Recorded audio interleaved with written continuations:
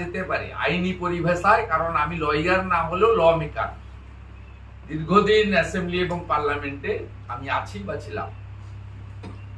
Naturally এই আইনগুলো হয়নি, কারণ মুখ্যমন্ত্রী কৃষ্ণনগরে এই দম্ভের সঙ্গে বলছেন ওদের আমি গ্রেপ্তার করিয়ে দিয়েছি।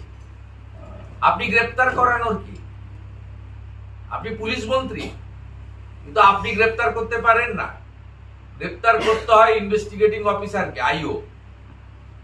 কোন রাজনৈতিক লোক গ্রেপ্তার দাবি করতে পারে, গ্রেপ্তার হওয়া উচিত বলতে পারে। আমি পুলিশকে বলেছি, পুলিশ মন্ত্রী বলতে পারেন আইন অনুযায়ী ব্যবস্থা নিতে। হুমায়ুন কবিরের যন্ত্রণায় তিনি সেখানে গিয়ে উল্লাস প্রকাশ করেছেন, তার উন্মত্ততা দেখিয়েছেন যে আমি সবগুলোকে গ্রেপ্তার করিয়ে দিয়েছি। বিচারের বাণী নীরবে নিভৃতে কাঁদে। এখনো ভারতবর্ষে জুডিশিয়ারি নিরপেক্ষ জায়গায় দাঁড়িয়ে আছে বলে এইরকম একটি দিব্যাঙ্গ